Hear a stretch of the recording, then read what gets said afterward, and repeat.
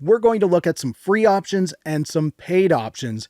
And none of these DAWs or digital audio workstations are just for beginners. These are programs that you can continue to use as your music production skills continue to grow. So if you're a creative person and you want to start making music, let's jump in to find some easy DAWs for you to get started with. And this first one is a Windows only program. This one's called Mixcraft. I found this one to be super easy to get started with. They even have an excellent collection of videos to help you get started. Now, aside from those very helpful videos, where I find it to be super easy to get started with is the user interface and the way that it's laid out. It makes it very intuitive. They make it so you really understand what you're doing and it just flows really nice. Mixcraft can be great for any type of music. If you make rock, country, pop, and things like that, where you're going to be recording a lot of real-world instruments into it, then Mixcraft can handle that with ease. But it's also excellent at working with MIDI and virtual instruments, so you can use your audio that you recorded and you can also bring in virtual instruments in there. They make it very easy to work with MIDI.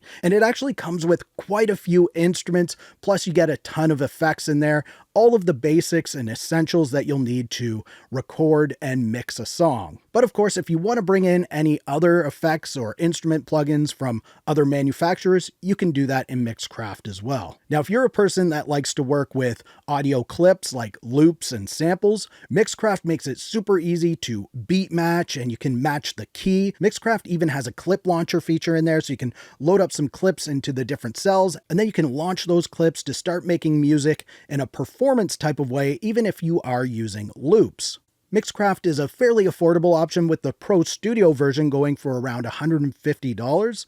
Plus they have an easy rent-to-own option in there as well. And there's a lower version that goes for around $100 if you want to check that one out. They do have a free trial that you can download and see if it's the right program for you. Now, if your creative ideas involve using a lot of MIDI and virtual instruments, then you might want to check out FL Studio. This one really excels at working with MIDI. Whether you're using the unmatched piano roll and step sequencer to draw your notes in, or you're recording your MIDI in using a MIDI keyboard, FL Studio will handle that with ease, and it gives you tools to make MIDI editing a breeze. It can also handle recording audio in, so if you want to record some vocals in there, maybe a guitar or some other instrument, you can do that in there as well. Now, I started with FL Studio way back in the early 2000s, and I thought this was a super easy program to get started with. It really got me hooked into music production on computers just because of how easy it was to use. And FL Studio actually comes with a ton of effects and instruments, but you can also bring more of these plugins into FL Studio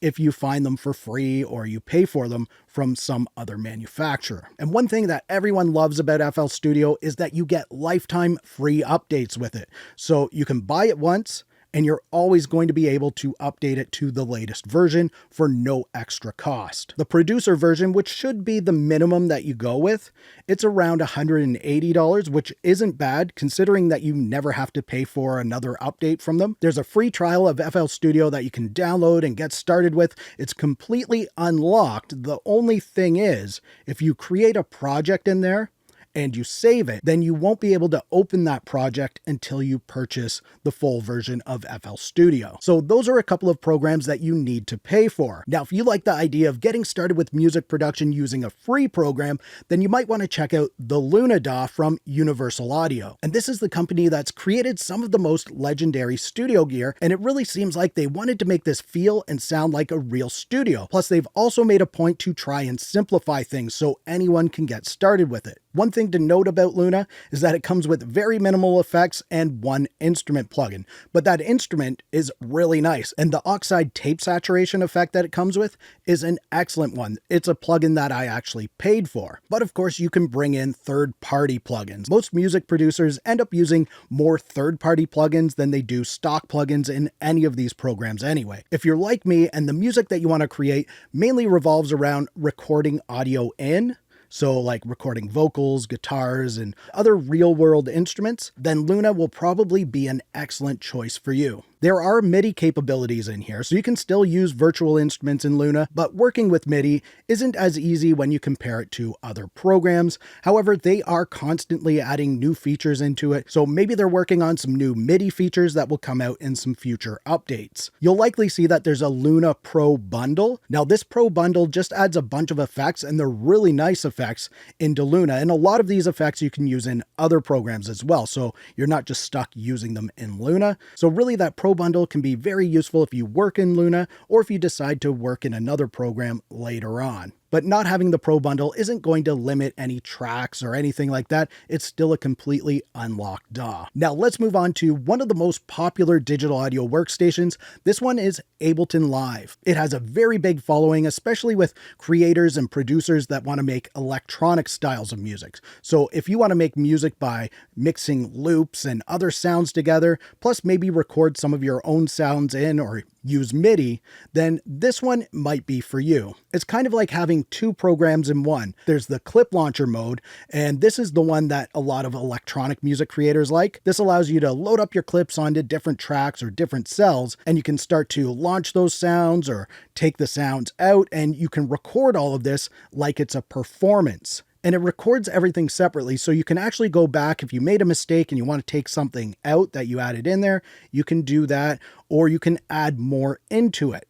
It really makes it a performance type of feeling when you're working with pre-recorded audio. But with Ableton Live, you also get that more traditional workflow where you can record all of your tracks in, just like working with any other digital audio workstation. It does have a really nice and easy way of working with instruments and effects. You just drag and drop them into the bottom bar, which is really nice, and you can move them all around in there. So Ableton Live can work with any style of music, but it does really excel with electronic styles. Prices range between $99 and it can go all the way up to $749 with some price points that are in between depending on what version you go with. There is a free version of Ableton. It's called Ableton Live Lite, but you can't just download it. Live Lite is bundleware, so it comes with hardware products like MIDI keyboards and audio interfaces. Plus, you can also find it in software bundles, like the bundle that you get from Lander Studio, which is excellent. I do recommend you check that out. I'll put a link to it in the description if you want. Now, if you buy something that does include Ableton Live Lite, give it a try. It is a really easy program to get started with. And there's also a free trial of the full version of Ableton Live that you can download and get started with as well. Now, from one of the more expensive programs, let's move into a free one, and this one is Traction Waveform Free. This is another one that can pretty much handle any style of music. You can easily record audio and import or edit audio in there. There's different audio stretching options in there, so you can do your beat matching. Plus, it also comes with some decent essential plugins. But like the other programs, you can also bring in your own third-party plugins that you grab for free or pay for from other manufacturers. Now, I've worked with so many of these programs, and I will admit, when you first look at Traction Waveform, when you first jump into it, it might look a little overwhelming, but you can start to adjust things and simplify the user interface so it gets a lot more simple. When I just want to quickly record a track and mix it, I always jump into Waveform because I know how fast it is to work in there and how easy everything is to access. Now, like some of the other programs that we looked at, there is a clip launcher available to Waveform, but it's an add-on. So you have to pay for that feature, or you can move up to the Pro version, which includes that feature plus a bunch of other features. But if you don't go with any of these paid options, you still get an excellent unlocked program with no limitations or anything. The Pro version just comes with some really nice effects and instruments, plus some features like that clip launcher. Another DAW that's easy to get started with and is free depending on the computer or device you have is GarageBand. So if you're on a Mac computer, you get this for free, or if you have an iOS device like an iPhone or an iPad, you get GarageBand free with those as well. So why is GarageBand easy? Well, I have a little story here. My son, got started with it. I think he was 6 or maybe even 5, and he just started creating music in GarageBand in the backseat of my car when we were on a really long road trip one time. And I never showed him how to use GarageBand. I never even opened that program before. So he just caught on to it himself. He started recording sounds in and using the virtual instruments that come with it. And he was making some really cool songs for a young kid. And I thought, wow, if he can just jump into that program and get started like that, this program must be really easy. Now, I'll admit, I'm not really a fan of GarageBand. I don't really use it. I'm not a fan of the workflow, but I can see why other people might like it and why they might like that workflow.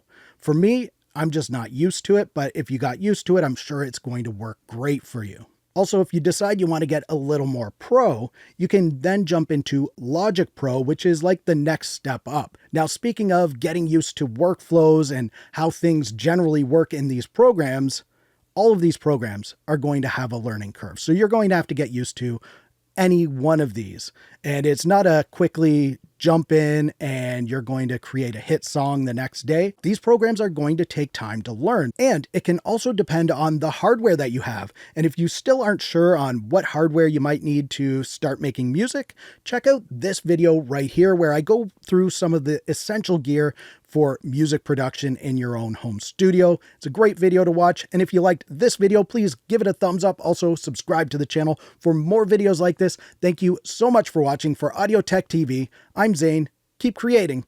Fist bump. Thumbs up.